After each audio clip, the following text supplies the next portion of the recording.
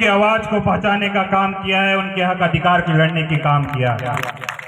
तो ऐसे जयस को, ऐसे युवाओं की आवश्यकता है, ऐसी मातृ शक्तियों की आवश्यकता है, ऐसी पितृ शक्तियों की आवश्यकता है जो लगातार जयस का साथ देने का काम कर रहे हैं। और आज ये जयस की रैली पर जिस तरह से आज लोग कहते हैं कि ये जयस को फंडिंग होती है, विदेशों से फंडिंग नहीं होती, दूसरों के कार्यक्रम होते हैं तो पैसे दे देकर गाड़ियां भरवाई जाती है। लेकिन मैं उन लोगों से कह देना चाहता हूं, ये अपने जेब के पैसे खर्च कर कर ये गाड़ियों का काफिला आया है और ये के पैसे आज यहाँ मुल्तान हैं।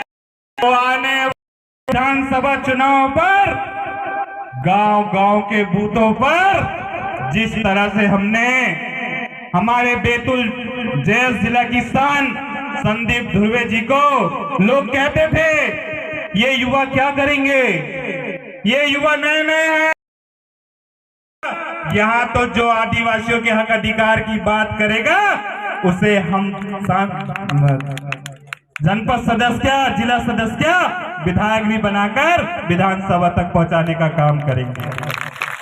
ये बैतूल वासियों ने दिखा दिया है और ये जो कारवां आज यहाँ पहुंचा है तो आने वाले समय पर ये बैतूल वासियों की ललकार है कि आने वाले समय पर यहाँ जयस का और भी डंका बजने वाला है।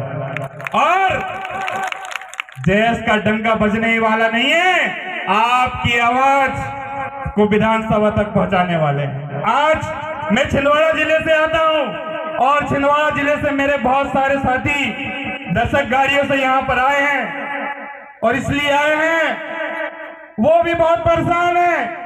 कभी बांध के नाम पर, सिंचाई कॉम्प्लेक्स के नाम पर योजनाएं बना दी जाती है, कभी बफर जोन के नाम पर आदिवासी गांव खाली करवा दिए जाते हैं। तो ये जो आज मेरे छिंदवाड़ा जिले से युवा साथी आए हैं, ये डॉक्टर हीरालाल लावा जी को बताने आए हैं कि आने वाले समय पर छिंदवाड़ा जिले की धरती पर भी ये जयस महापंचायत होने वाली है और छिंदवाड़ा जिले पर आदिवासियों की आवाज बुलंद होने वाली है।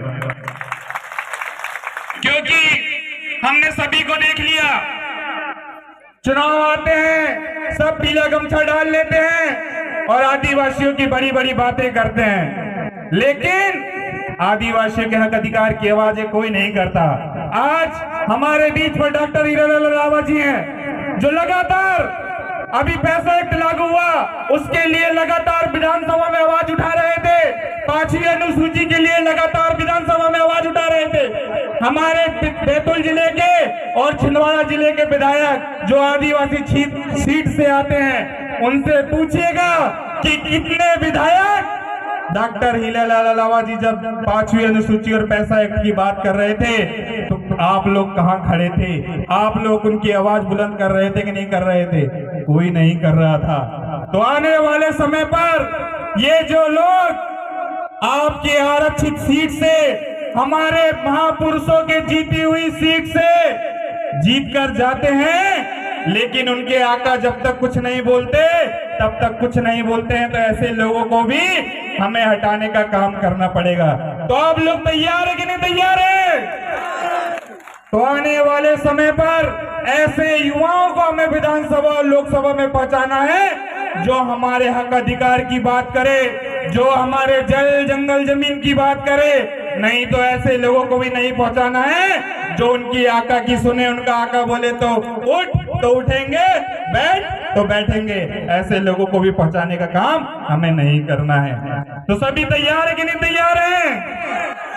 साथियों, ये जयस महापंचायत का आगाज हमने आज इसलिए किया था कि आपके हक अधिकार की आवाज को बुलंद कर सकें। और मैं अपने विचारों को यहीं खत्म करता हूं क्योंकि हमारे बीच पर और भी वक्ता है, लेकिन जाते जाते एक बात मैं कह देना चाहता हूं।